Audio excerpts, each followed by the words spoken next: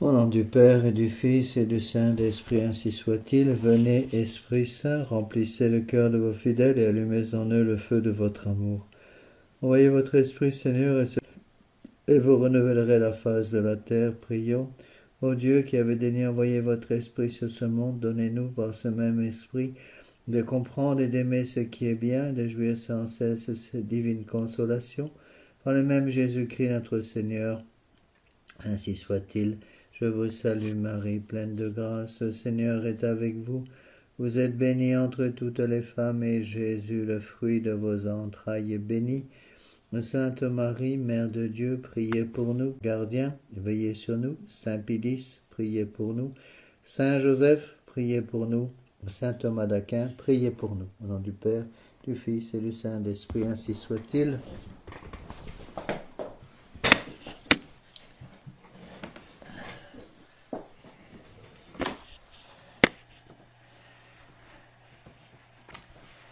Eh bien, chers frères et bien chers amis, nous en sommes au chapitre 18 du volume 5 de Monseigneur Gaume sur la Révolution. Monseigneur Gaume va étudier d'Alembert, un autre encyclopédiste,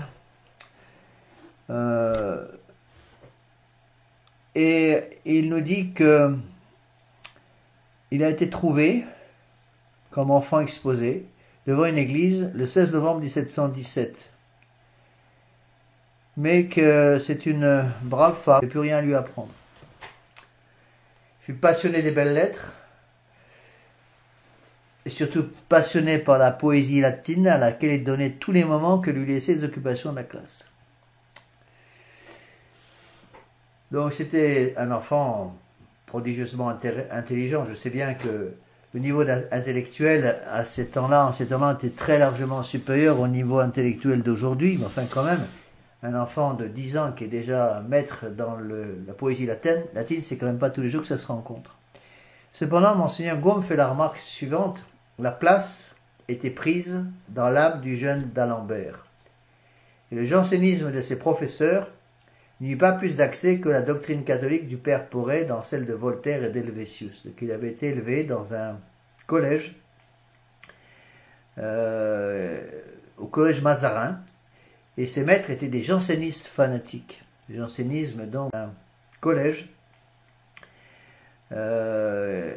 au collège Mazarin, et ses maîtres étaient des jansénistes fanatiques. Le jansénisme, donc, Saint François de Sales l'appelait l'hérésie de glace, qui détruit complètement la miséricorde du bon Dieu, ne garde que sa justice. Donc à peine sorti du collège, d'Alembert se lia étroitement avec Voltaire et d'Helvétius, ainsi qu'avec Condorcet et Diderot. Belle équipe. Ici on se demande comment des jeunes hommes soumis à des influences si opposées, venant de collèges si différents, se trouvent-ils sans effort et comme naturellement en harmonie de sentiments de pensée. Tout simplement parce que qui se ressemble s'assemble, dit Monseigneur Gaume. Il est facile de voir que, malgré les leçons contradictoires de leur professeur en soutane, leur éducation a été la même. Qu'ils aiment, qu'ils admirent, qu'ils regardent comme leurs maîtres et leurs oracles, les grands hommes de l'Antiquité. Ces grandes choses, un mépris, une haine non moins continuelle pour les jésuites, les jansénistes et le christianisme lui-même. Parce que ces jeunes gens avaient parfaitement compris que l'admiration des grands hommes de l'Antiquité était incompatible avec le véritable catholicisme. Donc d'Alembert se fit d'abord recevoir comme avocat, puis médecin, puis se livra avec ardeur aux mathématiques, sans oublier jamais Tacite, dont il était un admirateur passionné. Ses ouvrages mathématiques sont, sans contredit, le véritable fondement de sa gloire et le place avec Euler parmi les plus célèbres géomètres de son siècle. C'était un jeune homme prodigieusement intelligent. Et il rentra en 1754 à l'Académie française. L'éducation du collège, qui n'avait point armé l'esprit d'Alembert contre l'incrédulité. L'éducation du collège, qui n'avait point armé l'esprit d'Alembert contre l'incrédulité, avait à plus forte raison laissé son cœur sans défense contre les attraits de la volupté. on retrouve toujours les mêmes chemins par lesquels le démon rentre dans les âmes. D'abord, l'orgueil intellectuel et qui entraîne les grands péchés contre la pureté. Donc, d'Alembert va aimer éperdument une jeune demoiselle qui s'appelait Mademoiselle de l'Espinasse, mais qui meurt très vite, en 1776. Donc la même absence de christianisme se retrouve dans les œuvres littéraires et philosophiques de d'Alembert. Ce n'est pas assez, la haine du christianisme y marche de front avec l'admiration pour l'Antiquité classique. Donc rappelez-vous, cette admiration de l'Antiquité classique entraîne la haine de la royauté. Dans ces ouvrages, d'Alembert et Voltaire font un déplorable assaut de mépris pour la religion chrétienne. D'Alembert est reçu à ce moment-là dans tous les salons à Paris. Il met Voltaire au fait de tout ce qui se passe à Paris, lui donne des conseils utiles à leur cause, lui indique des sujets à traiter, les hommes à tourner en ridicule, applaudit à ses sarcasmes et se montra l'ardent apôtre de la philosophie. Donc, dans son discours préliminaire de l'encyclopédie, qui tient le premier rang parmi les œuvres littéraires de d'Alembert, c'est tout un programme scientifique du matérialisme et du naturalisme païen qui est démontré, qui est donné. Donc, encore une fois, ce matérialisme est issu du naturalisme païen. Pourquoi? Issu du naturalisme païen. Pourquoi? Parce que le naturalisme païen crée des âmes athées. Une fois que l'athéisme est rentré dans une âme, évidemment, la voie est ouverte au matérialisme. Il faut bien adorer quelque chose, donc on adore l'homme au lieu d'adorer Dieu. Donc d'Alembert va étudier comme principe de toutes les connaissances humaines le sensualisme de Locke, grossièrement renouvelé des philosophes païens. Donc le bel idéal céleste surnaturel n'existant plus, la mission des arts sera de chercher, dit-il, dans toutes les parties de la nature, le beau, sensible, le palpable, le matériel. Le reproduire fidèlement, quel qu'il soit, sera leur gloire, flatter les sens, leur terme final. Jouir, jouir, jouir. Jamais souffrir, jamais mourir. On retrouve toujours les mêmes idées. À la tête des connaissances, donc, qui consistent dans l'imitation, doivent être placées, dit d'Alembert, la peinture et la sculpture, parce que ce sont celles de toutes où l'imitation approche le plus des objets qu'elle représente et parle plus directement au sens. Donc ces arts expriment indifféremment et sans restriction toutes les parties de la belle nature et la représentent telle qu'elle est. Donc là, évidemment, cela va amener à l'apologie du nu sous toutes ses formes et dans toutes sortes d'objets. Ça va amener aussi au matérialisme de l'art, sacerdoce divin qu'il était, et de sacerdoce divin qu'il était, sa transformation en prédicateur d'iniquité. Ainsi l'ont très bien compris les artistes de la Renaissance. On retrouve toujours les mêmes choses. Comme quoi, la grande protection contre la corruption de l'intelligence reste l'état de grâce. Si on est en état de grâce, eh bien, il est beaucoup plus facile de se protéger de ces erreurs philosophiques. Pourquoi? Parce que, je vous l'ai déjà expliqué avec Monseigneur Gaume, les erreurs philosophiques entraînent toujours des graves péchés contre la loi du bon Dieu, notamment les péchés de sensualité, les péchés graves d'impureté. Si quelqu'un vit en état de grâce, pour être en état de grâce, eh bien, il faut vivre dans la pureté. Vivant dans la pureté, il est beaucoup plus facile pour l'âme d'une personne pure d'éviter les miasmes du matérialisme et de l'Antiquité païenne. Donc, telles sont, suivant d'Alembert, l'origine, la généalogie, la mission des sciences et des arts. Alors, quelle en est l'histoire? Les littérateurs philosophes l'exposent dans la seconde partie de son discours. Donc, je résume ce que dit Monseigneur Gaume. Cette histoire n'a que 2 pages. La première, c'est l'Antiquité grecque et romaine, et la seconde, l'époque moderne postérieure à la prise de Constantinople en 1453. Et la seconde, l'époque moderne postérieure à la prise de Constantinople en 1453. Avant et après, le reste est barbarie. Donc Monseigneur Gaume a déjà expliqué, je vous le rappelle, qu'après la prise de Constantinople, des tas d'artistes ont dû quitter Constantinople pour être accueillis, surtout en Italie, et apporter avec eux justement le matérialisme, le sensualisme de la Renaissance.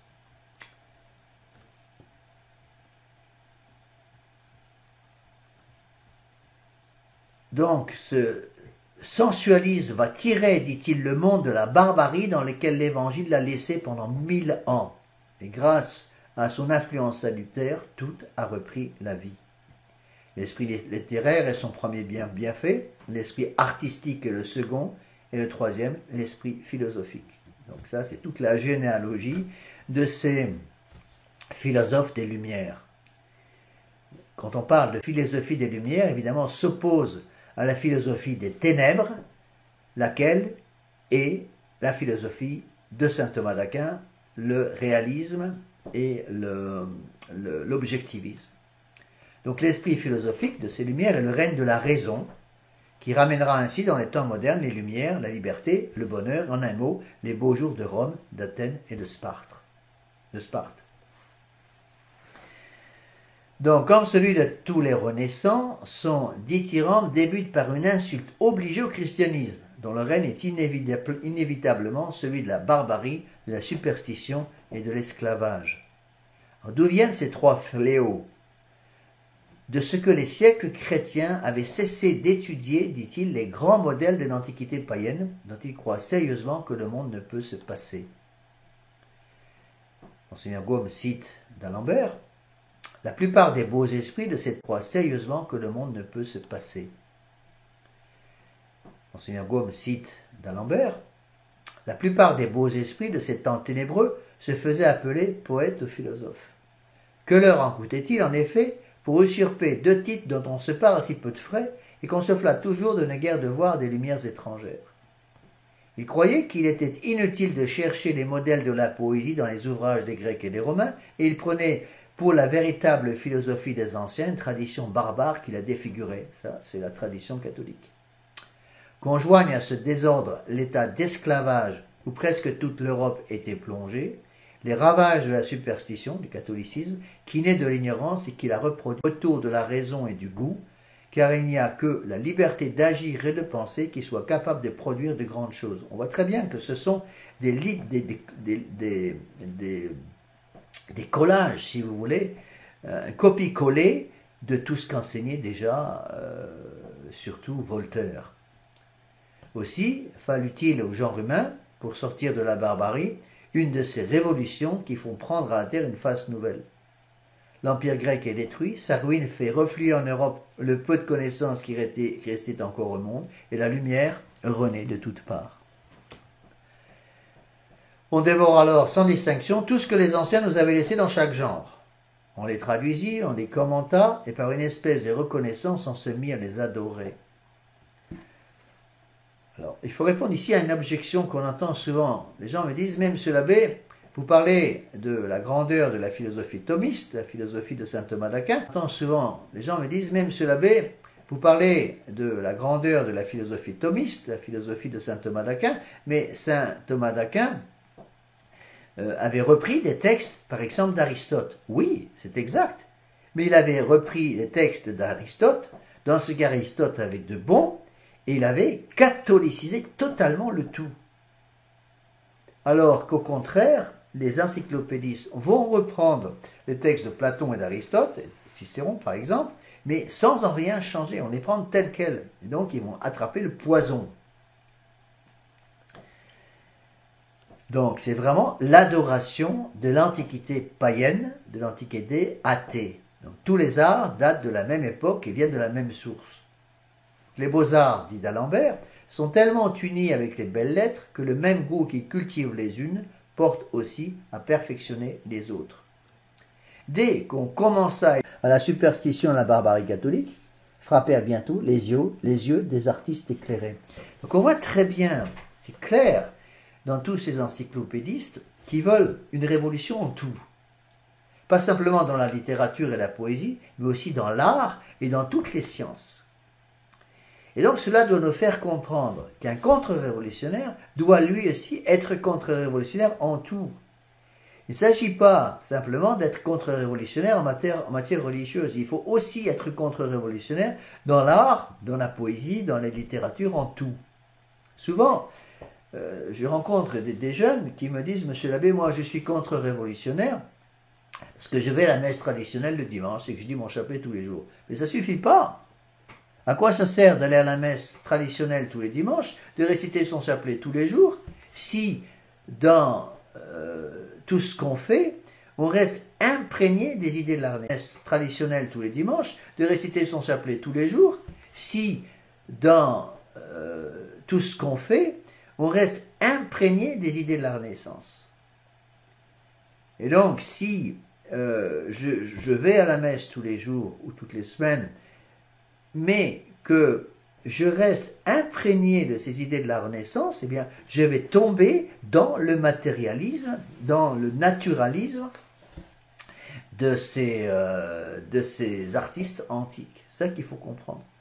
Donc, un contre-révolutionnaire n'est pas simplement, encore une fois, quelqu'un qui va à la messe le dimanche, ou quelqu'un qui lit son chapelet tous les jours. Un contre-révolutionnaire, c'est quelqu'un qui va à la messe traditionnelle le dimanche, bien sûr, qui se confesse régulièrement. Mais c'est aussi quelqu'un qui, dans tout ce qu'il fait, dans sa vie sociale, dans sa vie familiale, dans sa vie professionnelle, évite comme la peste le poison d'un païen. Bien, je vais prendre le poison du paganisme. Si je prétends être catholique, mais que je m'habille comme les mondains, je vais prendre l'esprit mondain. Donc, un contre-révolutionnaire, c'est quelqu'un qui doit être contre-révolutionnaire en tout. Il ne s'agit pas simplement d'être contre-révolutionnaire en matière religieuse, il faut aussi l'être en matière politique, en matière artistique, dans tout ce que l'on fait, parce que la révolution met son poison absolument partout. Donc le contre-révolutionnaire doit enlever ce poison de toutes les sciences, naturelles et surnaturelles. Donc Voltaire, Rousseau, Mélenchon, Mably, d'Alembert, tous les lettrés philosophiques, hérétiques et révolutionnaires adressent donc d'une voix unanime le même compliment à la chrétienne Italie. Elle doit en être d'autant plus flattée que jamais il ne leur arrive de la félicité d'être le foyer d'Italie. Elle doit en être d'autant plus flattée que jamais il ne leur arrive de la félicité d'être le foyer doit rayonner sur le monde la lumière évangélique et la civilisation chrétienne. N'oubliez pas qu'après Antioche, Saint-Pierre est allé à Rome. Et c'est de Rome qu'est partie l'évangélisation du monde. Alors d'où vient ce mystère? Pourquoi est-ce que ces révolutionnaires n'admirent que la Rome païenne et ne veulent pas entendre parler de la Rome chrétienne? D'où vient ce mystère? Se pose Monseigneur Gaume comme question. Ne serait-ce pas qu'à leurs yeux, la Renaissance est tout autre chose que le rayonnement de l'Évangile, autre chose que le développement de la civilisation chrétienne, autre chose en un mot que le christianisme dans les lettres, dans les arts, dans la philosophie. Christianisme qu'ils détestent et dont ils ne croient pas pouvoir diminuer l'influence et préparer la ruine d'une manière plus efficace qu'en se faisant les panégéristes et les apôtres dévoués de la en faisant des cervelles païennes, imprégnées d'esprit de la Renaissance et donc de l'esprit de l'Antiquité païenne, eh bien, tous ces jeunes qui seraient corrompus ainsi perdront la foi catholique. Et c'est ce qu'ils veulent. Donc, quoi qu'il en soit, d'Alembert ne cesse ainsi de redire avec toutes les générations de collèges, depuis 3 siècles jusqu'à nos jours, que le Moyen-Âge est un temps de barbarie, que le christianisme n'a ni littérature, ni art, ni philosophie.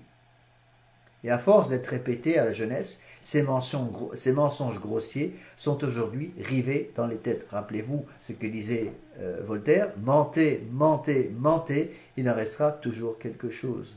Et pourtant, la vérité est que le christianisme a sa littérature, sa peinture, sa sculpture, sa musique, ses arts, sa philosophie incomparablement plus riche, plus variée, plus beau, plus en harmonie avec nos besoins intellectuels et moraux que celle de la belle Antiquité. L'objet, plus en harmonie avec nos besoins intellectuels et moraux que celle de la belle Antiquité. L'objet seul est différent. La littérature païenne et celle de la Renaissance, qui en est sortie, s'exerce sur les objets du monde matériel. Elles ont pour objet l'homme matériel, ou simplement moins raisonnable, ses sentiments, ses intérêts, ses joies, ses douleurs, ses passions surtout, sans jamais rattacher ses conditions, ses faits de la vie terrestre à la vie surnaturelle. Tout se renferme, comme dans le paganisme, dans l'étroit horizon du temps. Donc tous ces gens n'ont pas compris, ne veulent pas admettre que l'intelligence qui nous a été donnée par Dieu a pour but de connaître le vrai et de l'atteindre par la volonté. Donc ainsi, l'art païen et l'art de la Renaissance, sans aspiration surnaturelle, c'est-à-dire sans le travail de la grâce, s'exercent uniquement à reproduire ce qu'on appelle la belle nature. Et en vertu de ce principe, l'idéal céleste est complètement écarté. Et comme la belle nature se trouve surtout dans l'homme et dans la femme, l'art s'est étudié à reproduire non seulement sans rougir, mais encore comme une sorte d'obligation envers lui-même, toutes les nudités les plus révoltantes.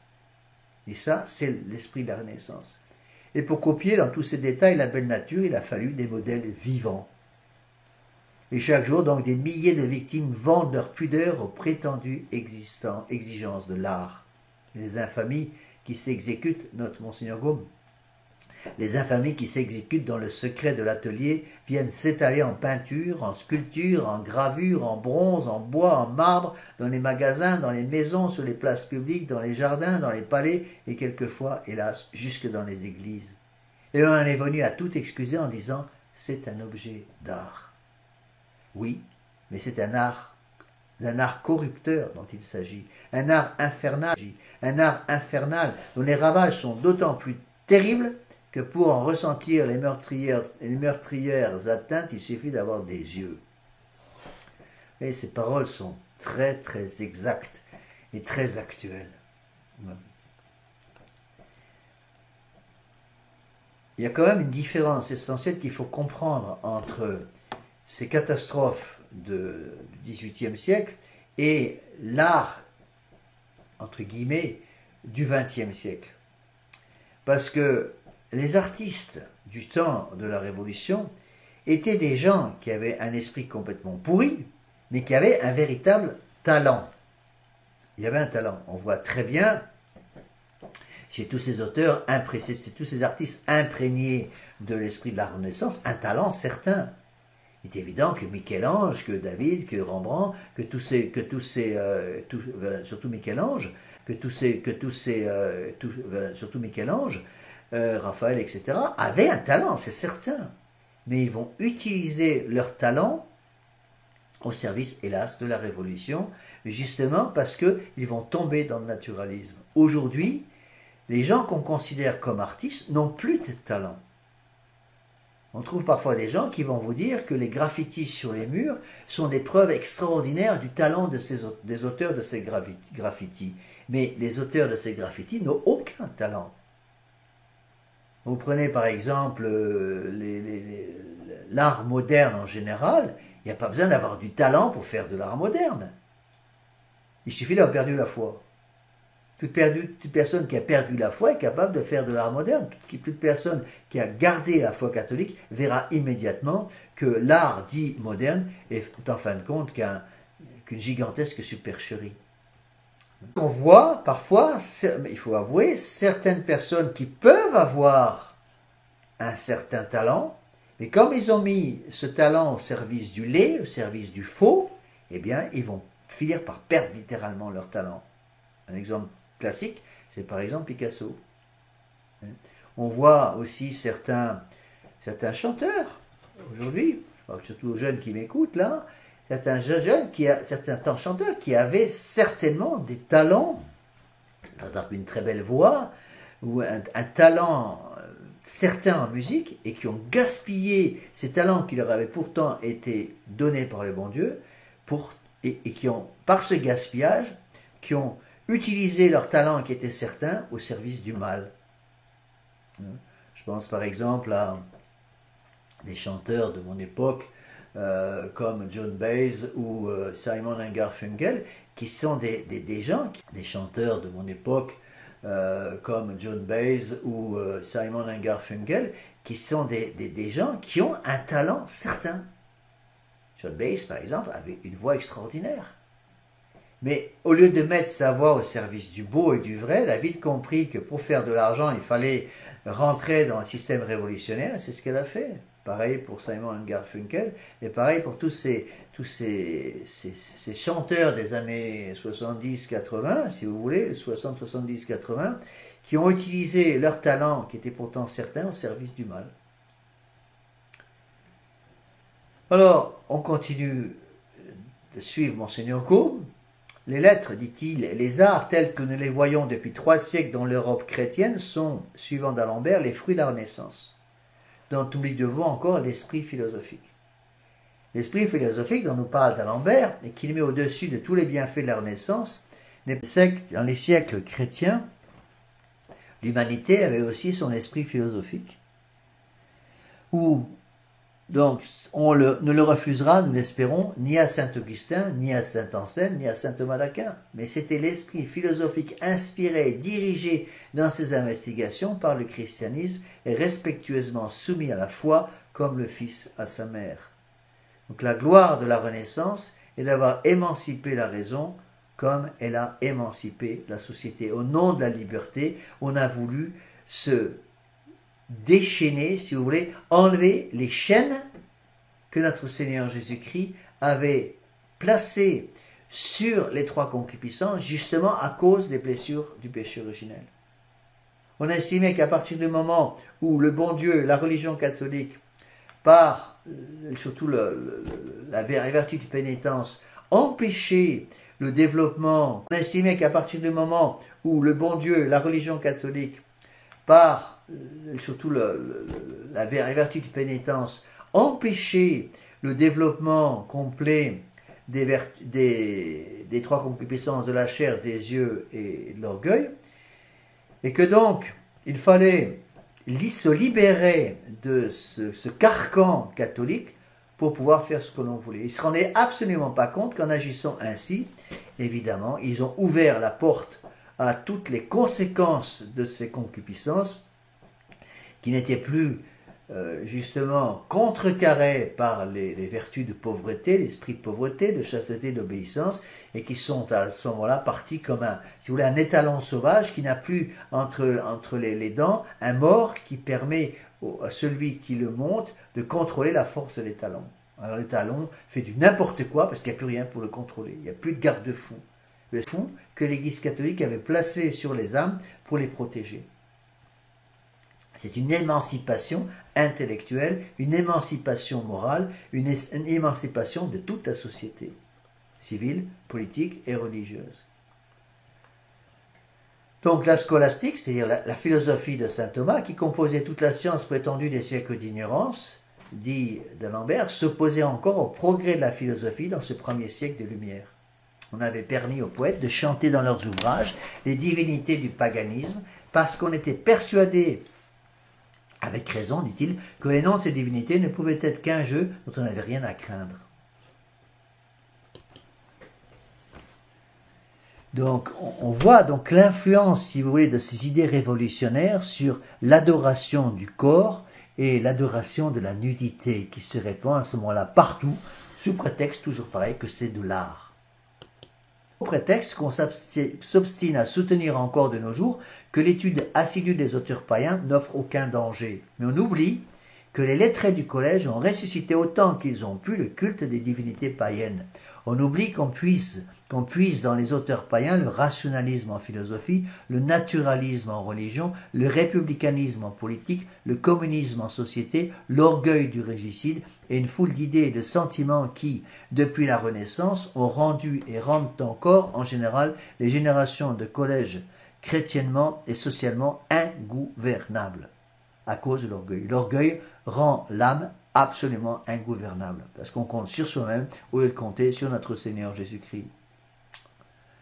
Et donc ces sophismes des philosophies des Lumières, qui ne tromperaient pas un enfant, mais ils ont cela de précieux qu'ils caractérisent nettement le nouvel esprit philosophique.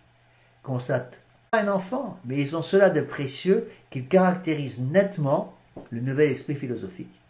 Constate l'opposition des hommes clairvoyants des 15e et 16e siècles à la libre pensée inaugurée par la Renaissance, démasquant la marche ténébreuse suivie par le rationalisme païen pour envahir de nouveau le monde intellectuel. Malheureusement, les cris d'avertissement, si vous voulez, de Monseigneur Gaume, et un peu après de l'abbé Aubry, par exemple, ne seront pas entendus. Alors, ces intelligences, si vous voulez, réelles, mais qui refusent de se protéger par les principes catholiques, vont être attirés par tout ce qui brille. Donc ils vont être attirés par les principaux apôtres de la nouvelle philosophie, comme Bacon, Descartes, Locke, Newton. Le personnage que d'Alembert appelle le plus grand, le plus universel et le plus éloquent des philosophes, à savoir Bacon. Il était un vil flatteur de la reine Élisabeth en Angleterre. Il justifia la condamnation du comte d'Essex, son bienfaiteur, et se fit abhorrer de toute l'Angleterre. Plus vil encore auprès de Jacques Ier, il reçut pour prix de ses adulations le titre de chancelier. Dénigrement de ses rivaux, flagornerie auprès des grands, l'histoire ne mentionne pas une bassesse, pas une manœuvre indigne que Bacon n'ait commise pour parvenir à cette charge. La philosophie de la Renaissance n'était donc pas plus alors qu'elle ne l'a été depuis un frein sérieux aux passions. Dans Bacon, elle laissait libre carrière à l'ambition, à la cupidité. C'est-à-dire que qu'est-ce que vont faire ces philosophes? Ils vont enlever, encore une fois, les garde-fous des passions.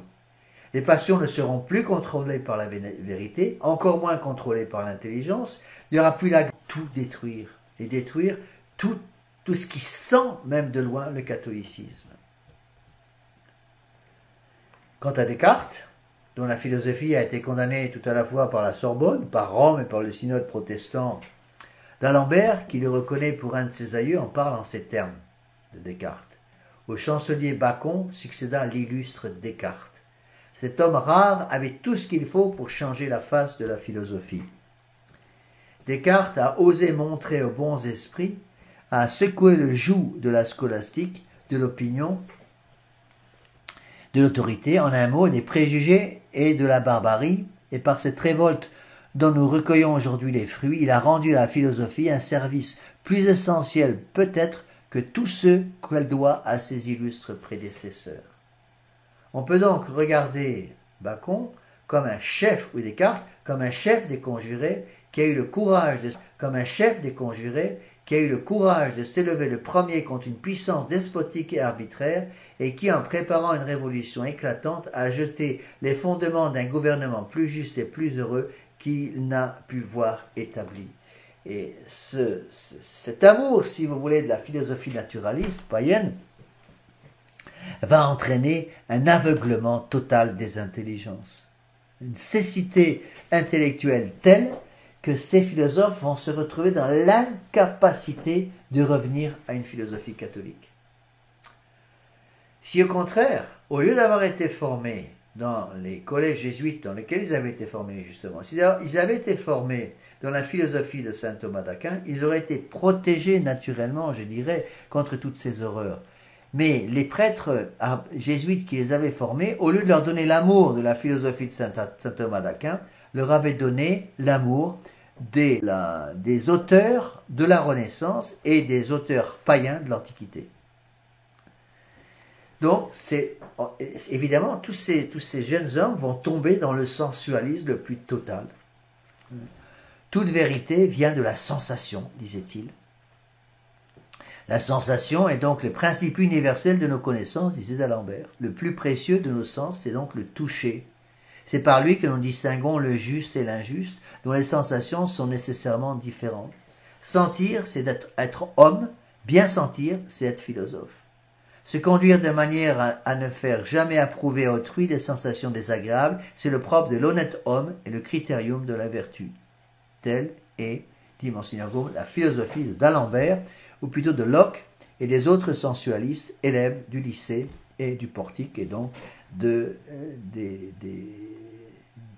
la philosophie, si vous voulez, qui animait en quelque sorte. Aller encore plus loin, donc non seulement, surtout dans son livre Les éléments de la philosophie, il va non seulement exclure la religion révélée, mais encore la religion naturelle. Donc, si on constatait encore chez certains de ces philosophes des Lumières un certain théisme, ils adoraient au moins, ils acceptaient au moins Dieu comme grand architecte de l'univers. On va même pas voir ça chez d'Alembert, qui va rejeter aussi la religion naturelle. Donc, pour lui, l'amour éclairé de nous-mêmes est le principe de tout sacrifice moral. Et donc, ce sensualisme va être la porte ouverte à toutes les infamies morales. Ça me plaît, donc je peux suivre. On peut dire, par exemple, que toutes les horreurs LGBT, toutes les horreurs des sodomites de tout genre aujourd'hui, par exemple, que toutes les horreurs LGBT, toutes les horreurs des sodomites de tout genre aujourd'hui sont des conséquences directes de ce sensualisme des philosophies des Lumières. Qui se ressemblent, s'assemblent. C'est une morale de l'égoïsme, si vous voulez. Si bien enseignée par Mably et si logiquement démontrée à la tribune de la Convention sous le nom de morale calculée, des morales de circonstance. Ça me plaît, donc je suis. Ça me plaît pas, donc j'enlève. Alors on fait tout passer au crible de la volonté personnelle, y compris l'Évangile. On a l'impression d'entendre là les théologiens modernes qui vont décortiquer tous les textes de l'Évangile et qui vont dire, bon, ben voilà, ça me plaît, alors je garde dans l'Évangile, ça me plaît pas, alors j'enlève. J'ai vu une fois un commentaire par les modernistes du Notre Père, et pas de notre Seigneur Jésus-Christ, c'était inventé après par l'Église. Les seuls mots qui viennent vraiment de notre Seigneur, ce sont les deux premiers, Notre Père. Tout le reste vient de l'invention des hommes. Donc c'est vraiment ça, une morale de circonstance, une morale calculée, la fin justifiant les moyens. Noble morale, note Monseigneur Gaume, que cette morale calculée est bien capable de mettre un frein aux passions. Évidemment, les passions vont tout dominer. Quel était donc l'appauvrissement de la raison dans ce XVIIIe siècle, où les intelligences d'élite débitaient sérieusement de pareilles billevesées aux esprits vulgaires qui les acceptaient comme des oracles. Cependant, ce siècle fut élevé exclusivement par des prêtres.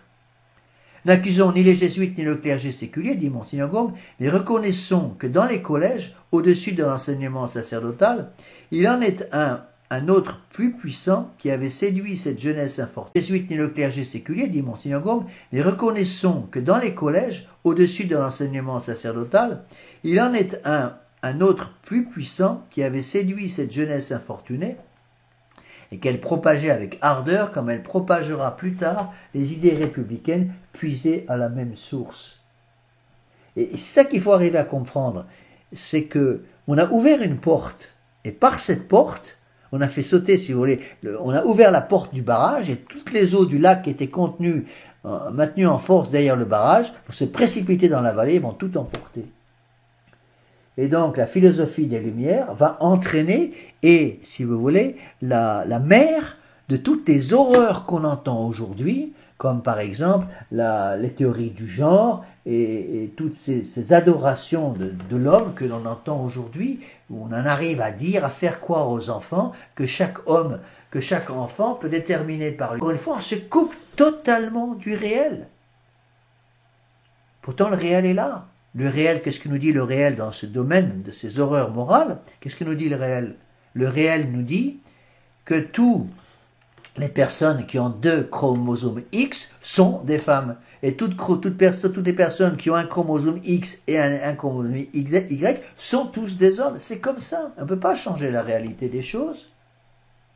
Alors, vous pouvez changer par des opérations chirurgicales extrêmement lourdes, vous pouvez changer l'aspect extérieur des gens, en modifiant les masses musculaires, en modifiant des tas de choses, mais vous ne pourrez pas changer les chromosomes à l'intérieur des noyaux de chaque cellule.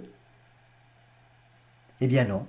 Malheureusement, les gens sont devenus tellement bêtes, noyés en quelque sorte par ces fausses philosophies issues de l'Antiquité, issues de la Renaissance, issues du protestantisme, en quelque sorte par ces fausses philosophies issues de l'Antiquité, issues de la Renaissance, issues du protestantisme, issues de la Révolution française, que la vérité n'existant plus, on peut faire du n'importe quoi. Et souvent, lorsque ces jeunes qui sont passés par ces opérations chirurgicales actuelles extrêmement lourdes de changement de sexe, arrivent à 20 ou 25 ans et commencent un peu à ouvrir les yeux, c'est trop tard. Alors ça se termine en général par un suicide. N'accusons ni les jésuites ni le clergé séculier, mais reconnaissons que dans les collèges, au-dessus de l'enseignement sacerdotal, il en est un autre plus puissant qui avait séduit cette jeunesse infortunée, qu'elle propageait avec ardeur comme elle propagera plus tard les idées républicaines, puisées à la même source. Donc le démon, si vous voulez, ce qu'il faut comprendre, c'est que le démon, au début, va travailler selon la nature. Et lorsque la nature elle-même est complètement détruite, le démon va à ce moment-là commencer une autre étape, l'étape contre nature. On est en plein dedans aujourd'hui. La civilisation du droit des sodomites, la civilisation des droits de choisir son propre sexe, etc. Ce sont c'est une civilisation, ce sont des droits qui vont contre la nature, contre le bon sens. Donc on a détruit la nature, et maintenant pour être sûr de son propre sexe, etc., ce sont c'est une civilisation, ce sont des droits qui vont contre la nature, contre le bon sens. Donc on a détruit la nature, et maintenant pour être sûr que la nature ne pourra jamais revenir, le démon va tordre littéralement les premiers principes dans l'âme des gens modernes pour être certain de posséder de façon définitive les âmes de ces gens-là. Et après, il n'a plus qu'à ramasser les marrons et tirer les marrons du feu. Vous voyez, on voit très bien dans ces idées des philosophies des Lumières comment les philosophes des Lumières, donc on est juste avant la Révolution, dans l'équipe de Voltaire, vont en arriver à détruire complètement les premiers principes. Destruction des principes de causalité, destruction des principes d'identité, destruction des principes de non-contradiction, complètement déconnecté de la réalité, un monde virtuel. La vie du monde moderne est une vie entièrement virtuelle. Elle n'est même plus connectée au réel. Si vous voulez, c'est la philosophie ou la théologie, comme vous voulez, des écrans. Les écrans qui remplacent l'intelligence. Donc, du bien-être physique posé comme principe générateur de la morale, il faut jouir. D'Alembert va déduire logiquement l'aumône obligatoire, en attendant que la révolution plus logique encore en déduise le communisme, ce rêve chéri de tous les admirateurs de la belle antiquité. Tous ceux, disait d'Alembert, qui ont plus que le nécessaire relatif, doivent à l'État au moins une partie de ce qu'il possède au-delà. Donc logiquement, d'Alembert, en suivant les principes de Voltaire, va arriver à la destruction du principe de propriété. Seulement, donc logiquement, d'Alembert, en suivant les principes de Voltaire, va arriver à la destruction du principe de propriété. Seulement, bon Dieu reste le patron. Et d'Alembert, comme tout le monde, va mourir. Et elle trouva d'Alembert au milieu du monde païen où il était entré dès l'enfance et où il avait passé toute sa vie. Et dans lequel, hélas, il devait mourir. Son dernier amusement fut de deviner les énigmes de Mercure, sa dernière occupation de corriger sa traduction de Tacite. Telle fut sa préparation à la mort, dit Monseigneur Gaume. Sa recommandation de l'âme consista dans ces dernières paroles qu'il adressa à son confrère de l'Académie, Pougens. Entendez-vous ma poitrine qui s'emplit, et il est mort le 29 octobre 1783. Ici, il y a une note de Monseigneur Gaume qui dit, il cite un certain, mais qu'il était sceptique en tout, les mathématiques exceptées, et n'aurait pas pu prononcer qu'il n'y avait point de religion, qui n'aurait prononcé qu'il y a un Dieu. Seulement, il trouvait plus de probabilité au théisme et moins à la révélation. Donc, ce scepticisme généralisé, évidemment, lorsqu'on tombe dans le scepticisme absolu à ce degré-là, il n'y a plus qu'une seule solution, c'est le suicide, littéralement. Et c'est ce qui se passe aujourd'hui. C'est pour ça qu'il y a tellement de suicidés parmi les jeunes aujourd'hui, parce qu'ils ont perdu le contact avec la réalité. Nous allons maintenant commencer donc le chapitre 20, toujours dans ce volume numéro 5 de Monseigneur Gaume. Après avoir donc suivi ses premiers encyclopédistes, ici Monseigneur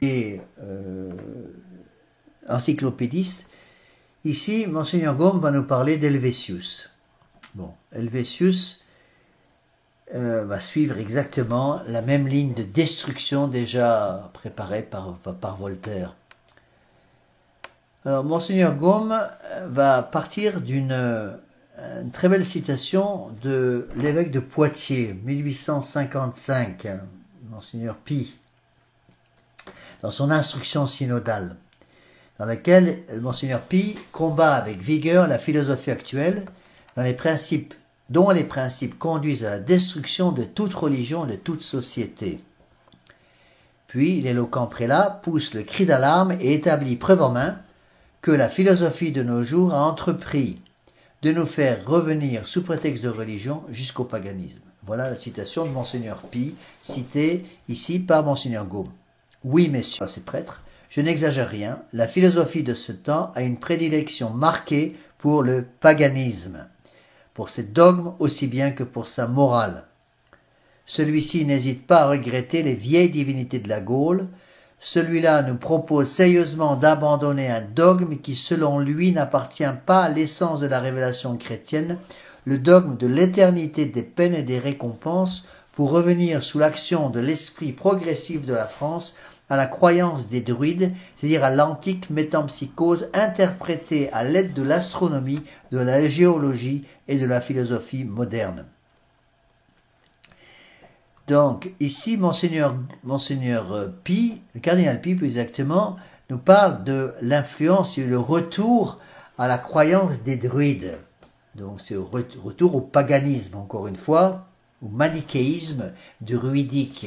Et c'est pas pour rien que ce retour aux religions anciennes païennes d'avant le christianisme est remis en honneur aujourd'hui, surtout chez les jeunes. Beaucoup de jeunes se sont fait rouler par ces croyances des druides. On trouve ça surtout dans le nord de l'Europe, en Allemagne, mais aussi un peu en France. Donc on accuse l'Église catholique évidemment d'avoir détruit cette magnifique religion naturelle des druides, et ça va entraîner encore une fois l'adoration totale de la nature. Dans le même esprit, si vous voulez, on trouve par exemple toutes les philosophies, parce que c'en est une, la philosophie par exemple des véganes qui considèrent qu'il ne faut pas manger du tout aucune nature vivante. Donc on ne mange pas de veau, de porc ou de poulet parce que ce sont des choses vivantes. Une seule solution pour les véganes, c'est se laisser mourir de faim. Parce que s'il ne faut pas manger de viande parce que c'est vivant d'origine, il ne faut pas non plus manger de feuilles de salade parce qu'une feuille de salade, c'est vivant. Et donc il devrait aussi arrêter de manger des légumes et donc se laisser mourir de faim. Malheureusement, ces fausses philosophies ont fait un dégât énorme.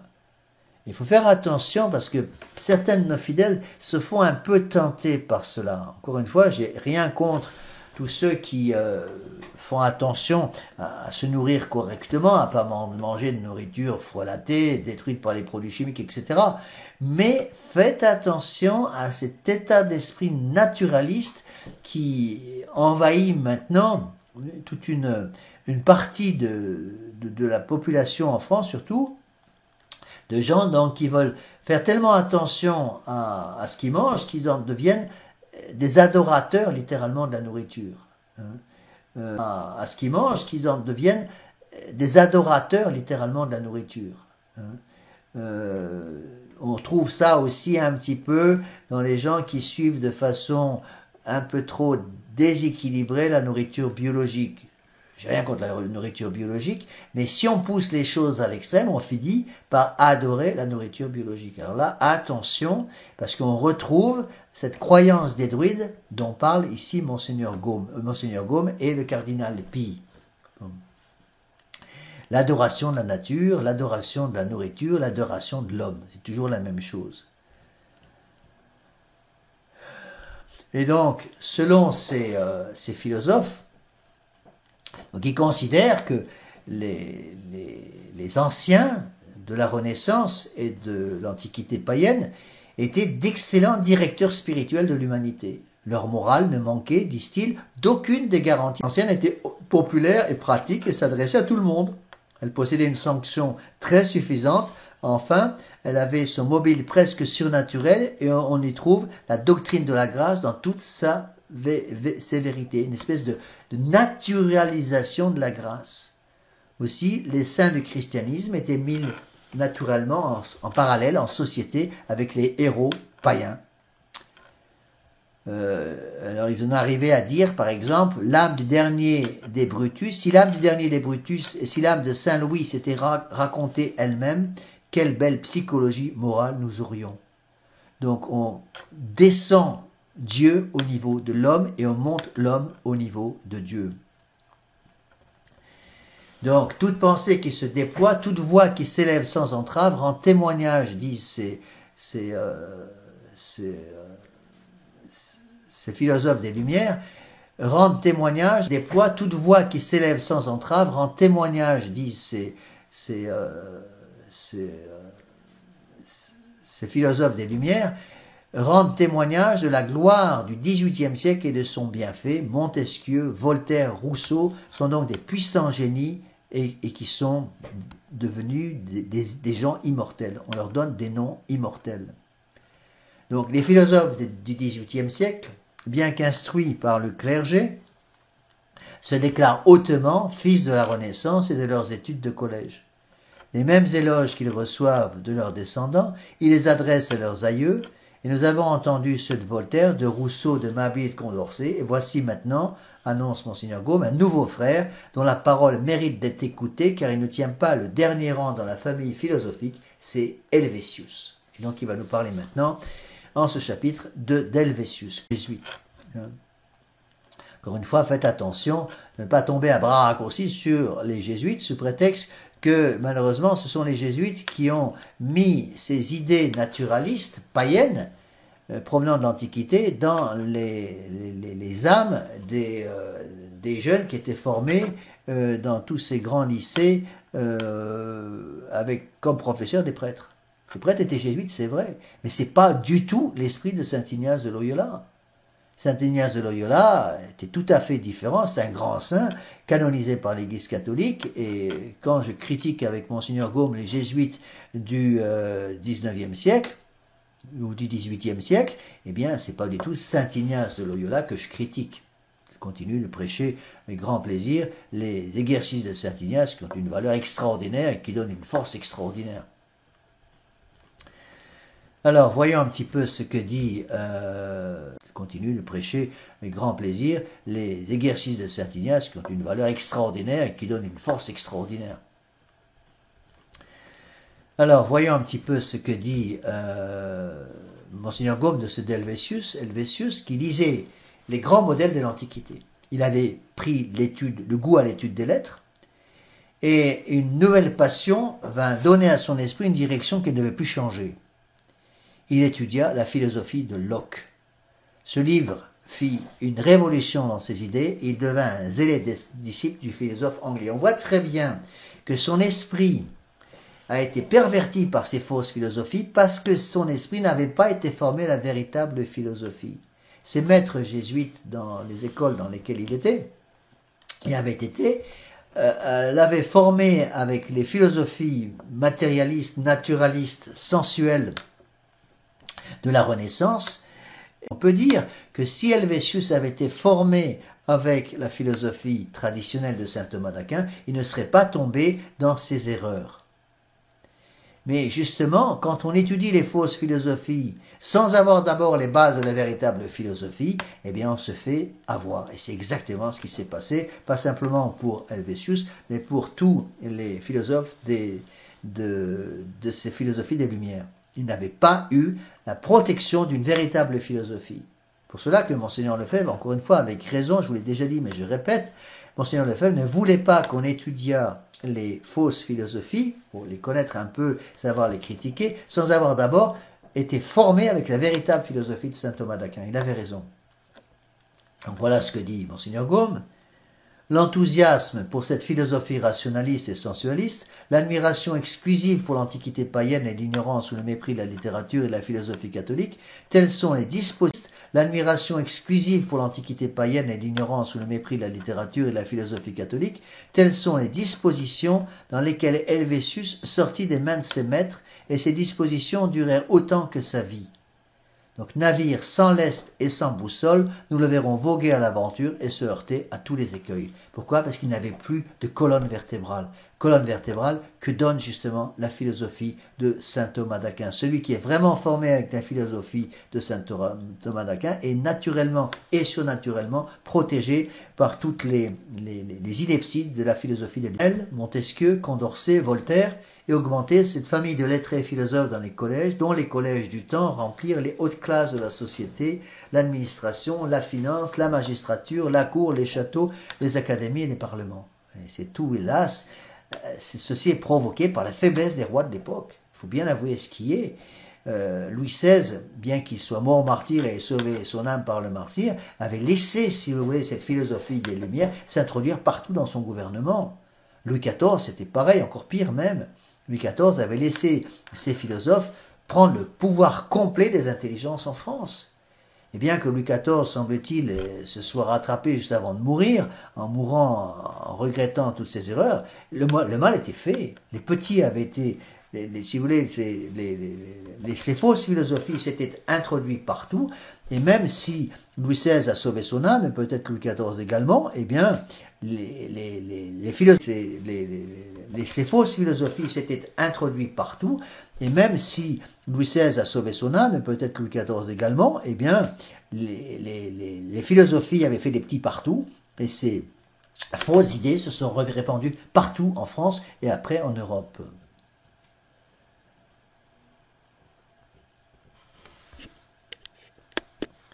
Donc, Monseigneur Gaume va étudier les principes d'Helvétius, il les résume ici. Toutes les facultés de l'homme se réduisent à la sensibilité physique, et nous ne différons des animaux que par l'organisation extérieure. Notre intérêt est fondé sur l'amour du plaisir ou la crainte de la douleur est l'unique mobile de nos jugements, de nos actions et le principe de toute morale. Troisièmement, les notions de juste et d'injuste varient selon les coutumes. Quatrièmement, tous les hommes sont susceptibles des mêmes passions que l'éducation développe plus ou moins. C'est ni plus ni moins Gaume. Bon. Pour Helvétius, comme pour tous les élèves de l'époque, de la Renaissance, et tous les élèves de la Renaissance, le Moyen-Âge, ses arts, ses institutions, sa philosophie sont la honte de l'humanité. C'est un axiome. Voilà en quels termes Helvétius le formule. Que sont les scolastiques? De tous les enfants d'Adam, les plus stupides et les plus orgueilleux. Donc, saint Thomas d'Aquin, les plus grandes intelligences que la terre ait jamais portées, un homme stupide et orgueilleux. Le pur scolastique tient entre les hommes, dit Helvétius, la place qu'occupe entre les animaux celui qui ne laboure point comme le bœuf, ne porte point le bât comme la mule, n'aboie point au voleur comme le chien, et qui, semblable au singe, salit tout, brise tout, mord le passant et nuit à tous. Le scolastique puissant en mots et faible en raisonnement. Dit-il aussi, que forme-t-il? Des hommes savamment absurdes et orgueilleusement. Scolastique puissant en mots et faible en raisonnement. Dit-il aussi, que forme-t-il? Des hommes savamment absurdes et orgueilleusement stupides. Les siècles d'or des scolastiques furent les siècles d'ignorance dont, avant Luther et Calvin, les ténèbres couvraient la terre. On voit très bien la haine de ces philosophies des Lumières contre la véritable philosophie de saint Thomas d'Aquin. Et on retrouve cette même haine aujourd'hui dans l'Église moderne. Si ces prêtres qui sont aujourd'hui complètement modernistes, avec M. Bergoglio et tous ses petits amis, avaient été formés véritablement avec une bonne et véritable philosophie scolastique, dans l'esprit de saint Thomas d'Aquin, ils ne seraient pas devenus modernistes. C'est Saint-Pilice qui fait clairement comprendre que quelqu'un qui est formé avec la véritable philosophie de saint Thomas est protégé naturellement du modernisme. N'oubliez pas que c'est Saint-Pilice qui a condamné le modernisme en 1907. Ce qui révolte surtout le jeune païen, Monseigneur Gaume parle ici d'Helvétius, c'est de penser que la scolastique, la théologie, le christianisme enfin, ont altéré la notion de la vraie vertu et rendu la terre veuve des Minos et des Codrus, ces grands saints du collège. Et Helvétius s'écrit, au moment où le christianisme s'établit, que prêcha-t-il? Que le ciel est la vraie patrie des hommes. Ces discours attiédirent dans le laïc l'amour de la gloire, du bien public et de la patrie. Les héros devinrent plus rares, le prêtre se saisit de l'autorité, dit Helvétius, et pour cela conserver, décrédita la vraie gloire et la vraie vertu, et ne souffrit plus qu'on en aura les Minos, les Codrus, les Lycurgues, les Aristides, les Timoléons, enfin tous les défenseurs et les bienfaiteurs de leur patrie. Ô vénérables théologiens, ô brutes! Donc Helvétius traite les grands théologiens catholiques dans l'esprit de saint Thomas d'Aquin. Pour Helvétius, au retour de la belle antiquité, seul fécond dans l'immédiat en vertu, c'est donc le clergé. Et donc Helvétius va tomber, encore plus que les autres peut-être, dans un anticléricalisme farouche. À faire attention parce que aujourd'hui, dans les milieux traditionnalistes, c'est pour certaines personnes un peu une manie d'être fortement anticlérical, sous prétexte que, et c'est vrai, beaucoup de prêtres ont failli, ça ne veut pas dire pour autant que le sacerdoce en lui-même est quelque chose de mauvais. Donc avec une habileté et une violence égale, Helvétius va donc attaquer le clergé d'abord dans ses richesses. Un des plus grands services à rendre à la France, dit-il, serait d'employer une partie des revenus trop considérables du clergé à l'extinction de la dette nationale.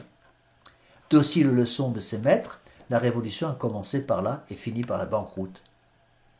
Donc passant à l'autorité du clergé, dit Monseigneur Gaume, donc on cherche à couper, si vous voulez, l'herbe sous les pieds de tous les religieux pour empêcher l'influence véritablement religieuse des jeunes qui sont formés à l'esprit de la philosophie des Lumières. Tandis qu'Helvétius, Condorcet, Voltaire, élevés par les jésuites, traitent ainsi leurs professeurs en soutane, ils exaltent jusqu'au nu leurs véritables maîtres, les philosophes, les orateurs et les poètes de l'Antiquité. Alors Monseigneur Gaume va développer tout cela dans son chapitre 21, donc pour expliquer comment Helvétius a contribué à l'établissement de cette religion philosophique.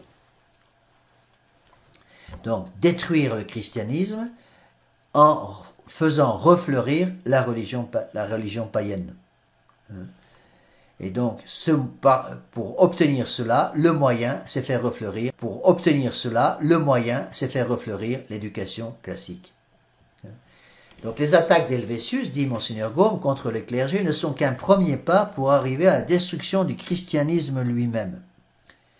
Ainsi, aux yeux du disciple d'Anaxagore et d'Épicure, la raison humaine n'a besoin ni de Dieu ni de révélation pour créer une religion et une morale. Rappelez-vous la formule « ni Dieu ni maître », formule des nihilistes et des révolutionnaires, surtout de la révolution de 1917. Helvétius a la modeste prétention de réaliser ce problème, il en réunit les éléments. Et quelques années plus tard, on verra la Révolution française formée à la même école, mettre la dernière main à cet ouvrage et inaugurer solennellement une religion et une morale de main d'homme. Vous voyez, quand on étudie un petit peu cette influence désastreuse de la philosophie des Lumières, on peut se demander comment la religion catholique n'a pas complètement disparu, véritablement divine.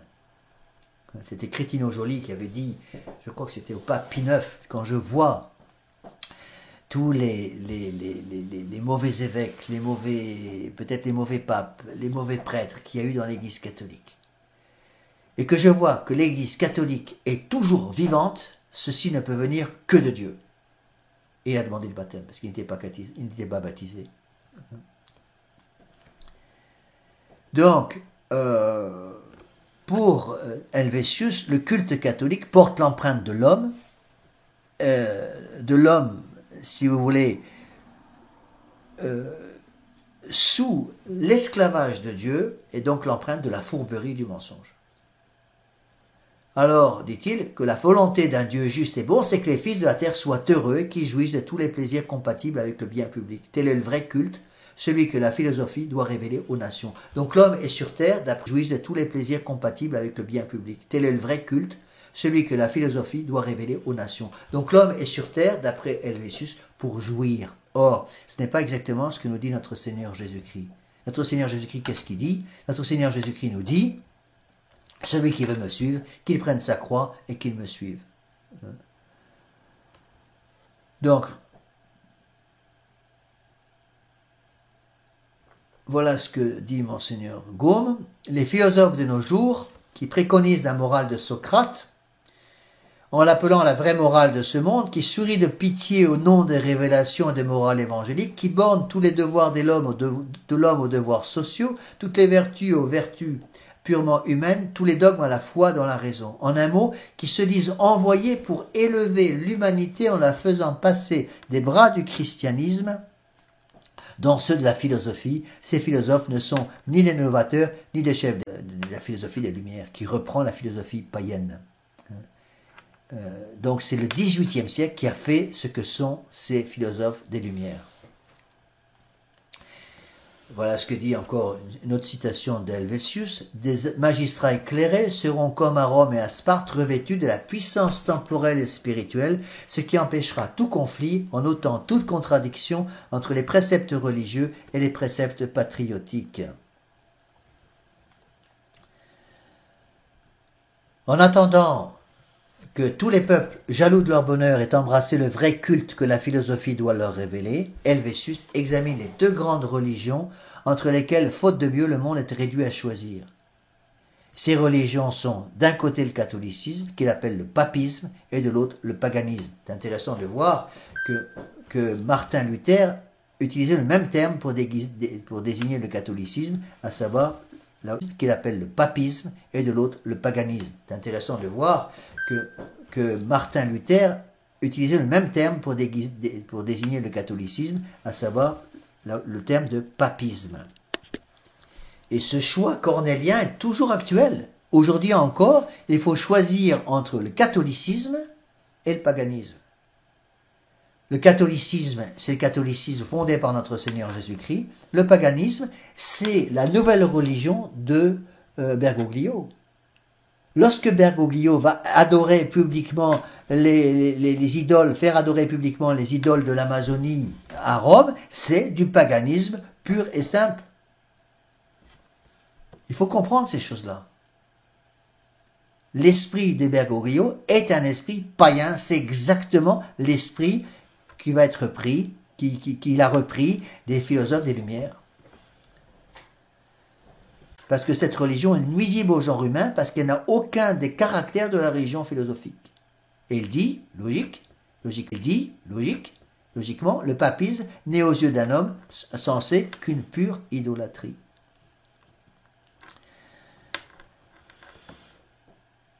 Pour lui, et ça, encore une fois, on retrouve un peu les mêmes idées chez Bergoglio, tout dogme est un germe de discorde et de crime jeté entre les hommes.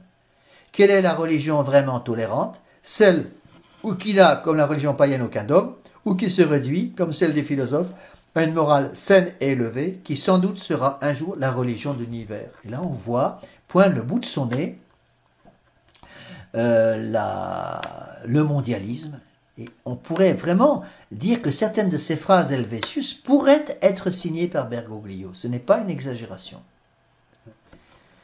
Donc, il y a des choses extraordinaires dans ce que dit Helvétius. Et Monseigneur Gaume l'explique très bien. Dans ce que dit Helvétius. Et Monseigneur Gaume l'explique très bien. Il dit, par exemple, le papisme aime mieux vénérer l'humilité, mais cette humilité qui favorise la vileté et la paresse doit-elle être la vertu d'un peuple? Non, le noble orgueil fait toujours celle d'une nation célèbre. Donc deux religions, le paganisme avec l'orgueil, contre le catholicisme fondé sur l'humilité. Cette ignorance et cette haine du christianisme, commune à toutes les générations lettrées des derniers siècles et même d'une autre, ne forment, dit Monseigneur Gaume, qu'un côté de la médaille. Au mépris du christianisme et de ses institutions, l'élève de la Renaissance joint une admiration souvent irréfléchie, mais toujours constante pour l'Antiquité païenne. Et on trouve ça évidemment chez Helvétius. En attendant l'avènement de la religion philosophique, la seconde chose que les peuples ont à faire, c'est de retourner au paganisme. Donc, horreur de la religion catholique, mépris de la religion catholique, et remplacer la religion catholique par le paganisme. Ça, c'est la religion mondiale, la religion planétaire, le nouvel ordre mondial. Si Bergoglio est tellement vénéré par le nouvel ordre mondial, c'est qu'il en a exactement les mêmes principes.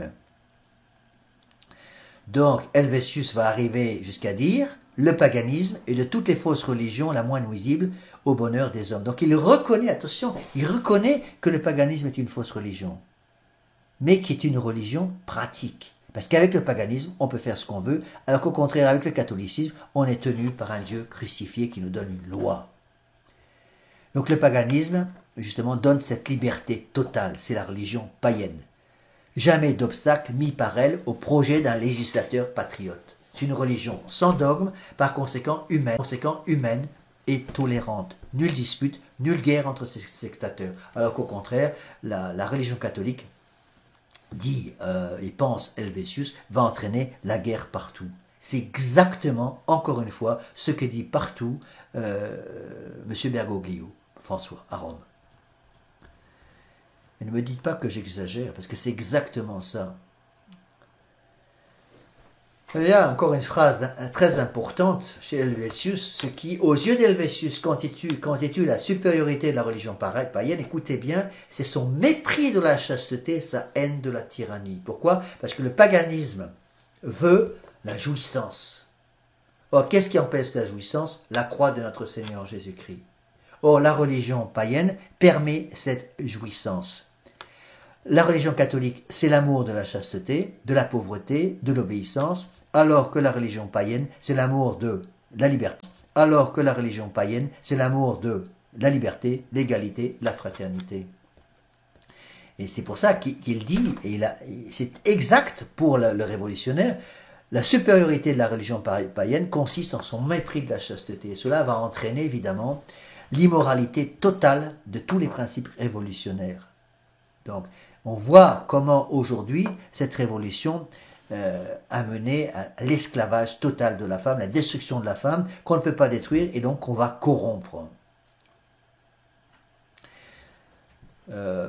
Autre phrase, tout roi est un mangeur d'hommes que tout citoyen vertueux doit fuir.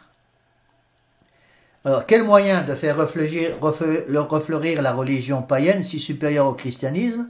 Et Helvétius répond, écoutez bien, le moyen de faire refleurir la religion païenne si supérieure au christianisme, c'est, devinez, l'éducation pour l'Antiquité classique et émancipe la raison.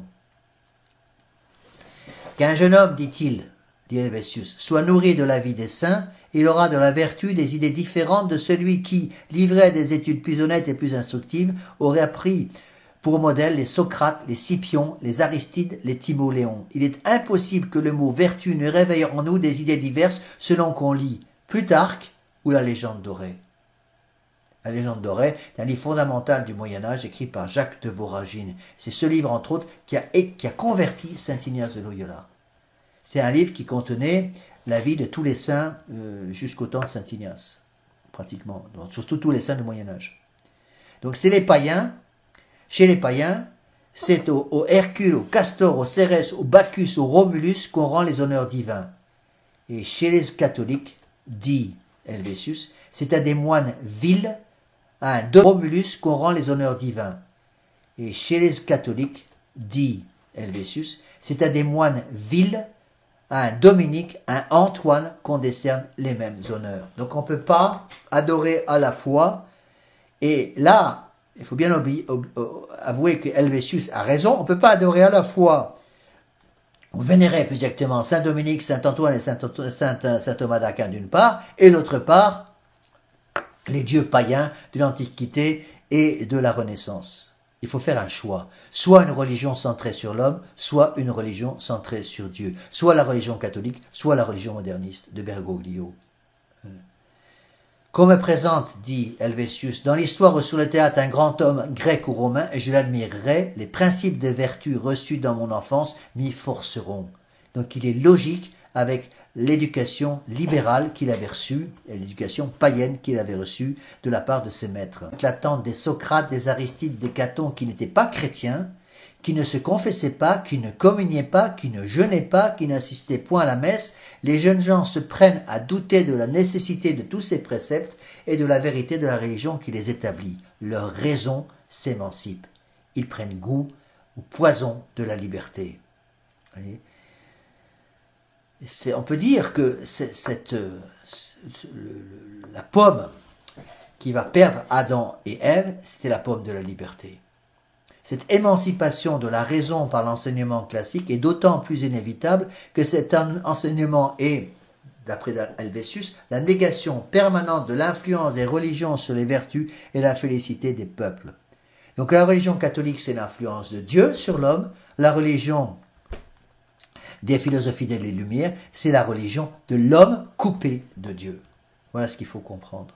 C'est un humanisme total. L'influence de Dieu sur l'homme, la religion des philosophies des Lumières, c'est la religion de l'homme coupé de Dieu. Voilà ce qu'il faut comprendre. C'est un humanisme total. Le mal donc que fait la religion catholique est réel et son bien imaginaire. Et donc, Helvétius va prêcher un polythéisme total qui est en fait un athéisme, j'ai déjà expliqué. Tout incroyable qu'elle paraisse, la thèse d'Helvétius en faveur du polythéisme sera quelques années plus tard reprise avec éclat par Auclair. Ne nous pressons pas trop de crier à la folie, dit Monseigneur Gaume. Au fond, il n'y a que deux religions dans le monde, il répète, le catholicisme et le paganisme. Le culte de Dieu ou le culte de l'homme, esclave et dupe de Satan. Donc soit la liberté, l'égalité et la fraternité de Satan, soit la pauvreté, la chasteté et l'obéissance de notre Seigneur Jésus-Christ. Nul ne peut servir deux maîtres à la fois, notre Seigneur.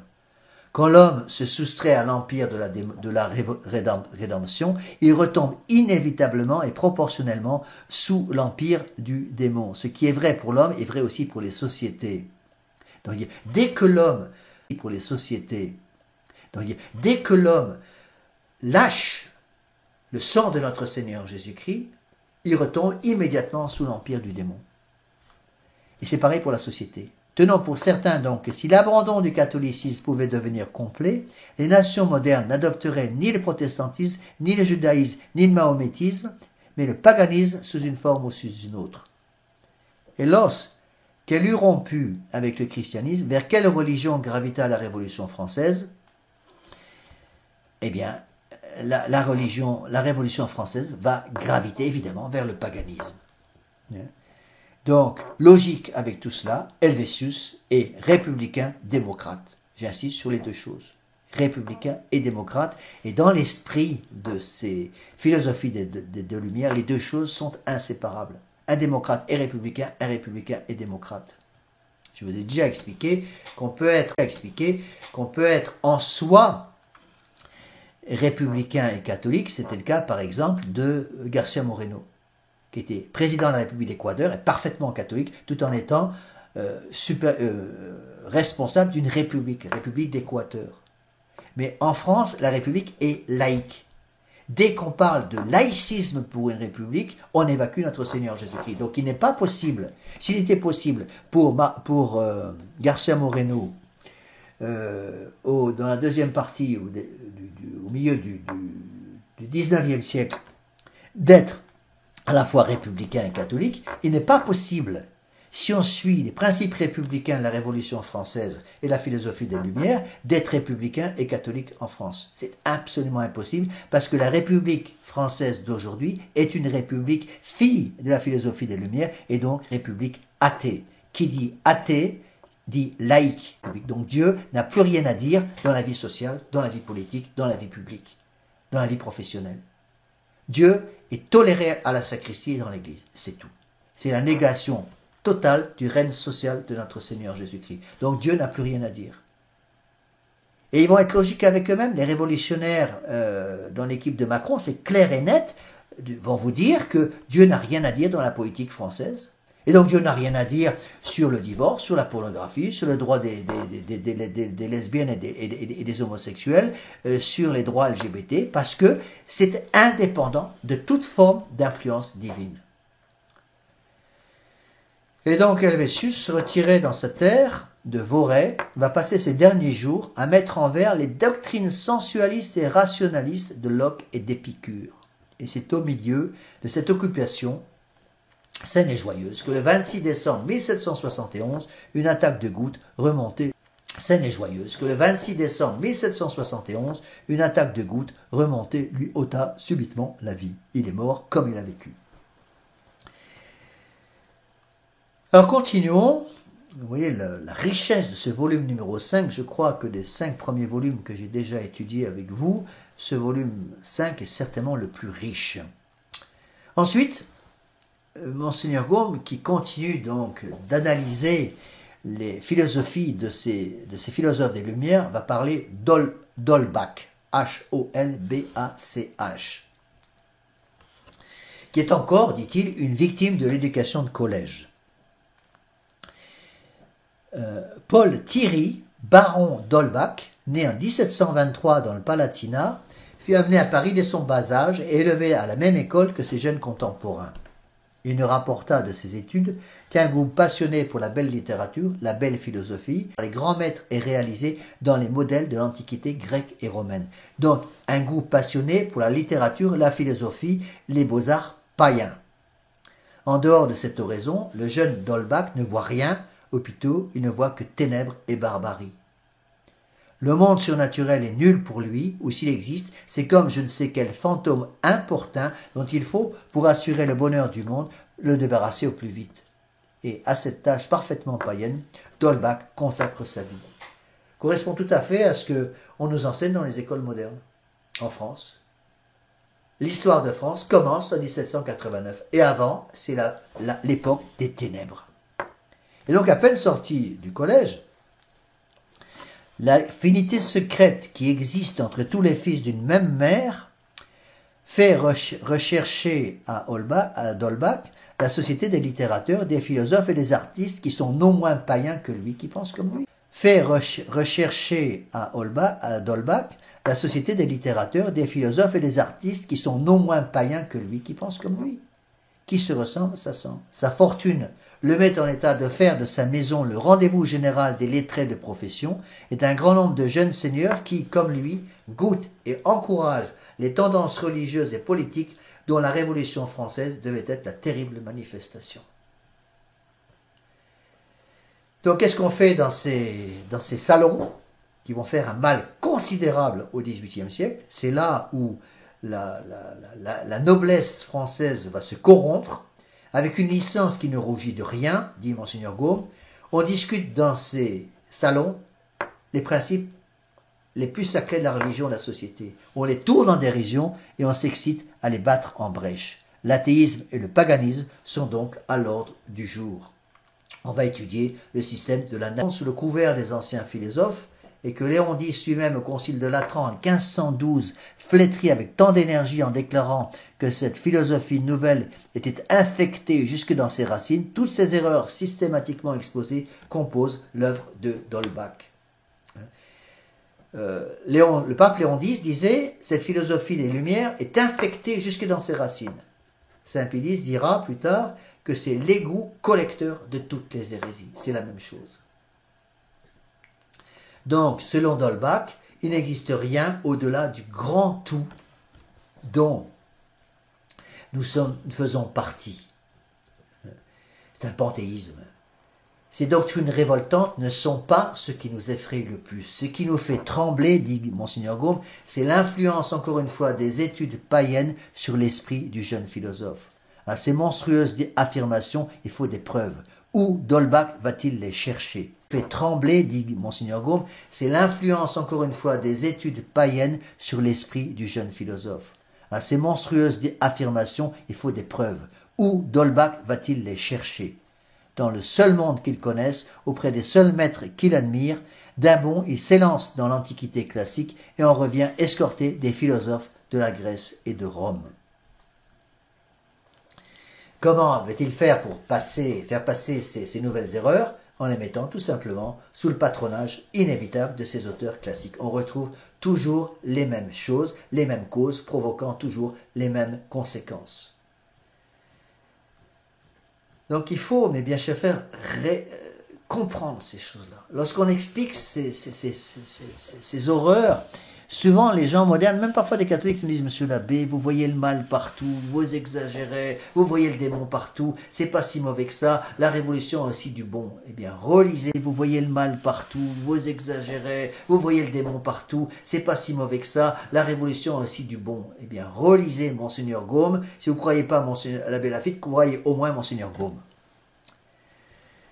Voilà ce que dit Monseigneur Gaume. Négation de la liberté, négation de l'âme, négation de la vertu, négation des miracles, négation du péché originel. En un mot, négation universelle de l'ordre divin, en fait, négation du règne social de notre Seigneur Jésus-Christ. Telles sont les conséquences que d'Holbach tire sans détour de ses doctrines, en s'appuyant constamment et exclusivement sur l'autorité des auteurs païens.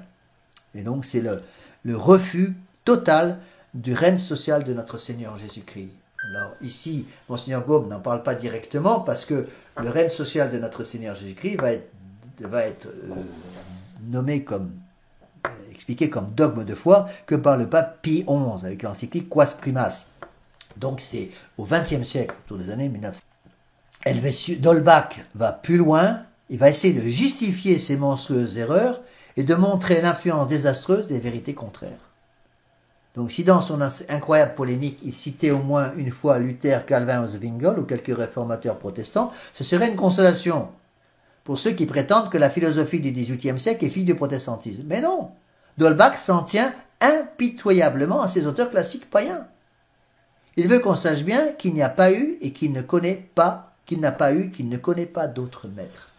Donc, la racine de la philosophie des Lumières n'est pas le protestantisme, mais le paganisme païen. Le paganisme de l'Antiquité repris à la Renaissance. Pourquoi? Parce que le protestantisme était encore plus ou moins chrétien dans le mauvais sens du terme. Si vous demandez à un protestant, est-ce que vous êtes chrétien? Il va vous dire oui. À un protestant, est-ce que vous êtes chrétien? Il va vous dire oui. Pour ça qu'il faut faire attention à l'usage de ce mot chrétien. Nous, il faut parler pour nous de catholique. Luther ne se prétendait pas catholique, mais se prétendait encore chrétien, c'est-à-dire qu'il croyait au Christ, un Christ revu et corrigé par lui, évidemment. Donc, ce sentimentalisme, ce matérialisme, cette philosophie des épicuriens, si vous voulez, que va défendre d'Holbach, ce sentiment, nous le voyons adopté par les philosophes de toutes les sectes, par les pythagoriciens, les stoïciens, et par les hommes les plus saints, dit-il, et les plus vertueux de la Grèce et de Rome. Et donc parmi ces grands saints de la Révolution, d'Holbach va citer Ovide, Pythagore, Timée de Locrète, Zénon, Cicéron, Sénèque le philosophe et Sénèque le tragique, et les plus saints de tous, Épictète et Marc Aurèle. Alléluia. C'est clair. De l'homme fondé en fait sur le culte païen de l'Antiquité. Suivant d'Holbach, il faut bien se garder de parler aux hommes et aux enfants surtout des fables d'un avenir inutile à connaître et qui n'a rien de commun avec la félicité présente. Donc pour les exciter à la vertu, il faut, à l'exemple des saints de la Grèce et de Rome, de Cicéron en particulier, leur parler de l'immortalité des âmes courageuses qui, peu contents d'exciter l'admiration de leurs contemporains, veulent encore arracher les hommages des races futures. Donc prêcher les saints du paganisme pour évacuer, éliminer, effacer les saints de l'Église catholique. Et donc logique avec lui-même, disciple jusqu'au bout du paganisme classique, d'Holbach place le suicide parmi les titres à l'immortalité.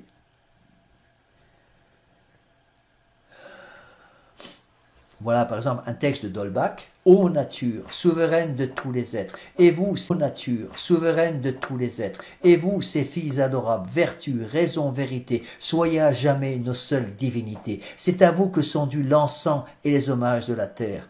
Réunissez, ô déités secourables, votre pouvoir pour soumettre les cœurs. Tirez-nous des abîmes où la superstition, le catholicisme, nous plonge. Brisez dans les mains sanglantes de la tyrannie le sceptre dont elle nous écrase, que l'homme ose enfin s'affranchir, qu'il soit heureux et libre, esclave seulement de vos lois. Et quelques mois plus tard, la Révolution allait réaliser les vœux du baron d'Holbach. Quant à lui, justifiant ainsi que les autres philosophes, cette parole divine qu'on meurt comme on a vécu, l'arbre tombant du côté où il penche, et qu'on vit comme on a été élevé. D'Holbach va mourir le 21 janvier 1789 en disant qu'il allait, comme tous les animaux, retomber dans le néant. Vous voyez, mes bien chers frères, à quel point il est important de connaître ces bandits, ces démons qui ont tellement fait de mal à notre société et qui ont détruit complètement, littéralement, la France catholique. Alors, nous allons arrêter là. Je n'ai pas terminé encore le 5e volume. Donc, on terminera la prochaine fois avec une généalogie du voltairianisme, une espèce de résumé très bien fait par Monseigneur Gaume. Donc, nous allons terminer par une prière.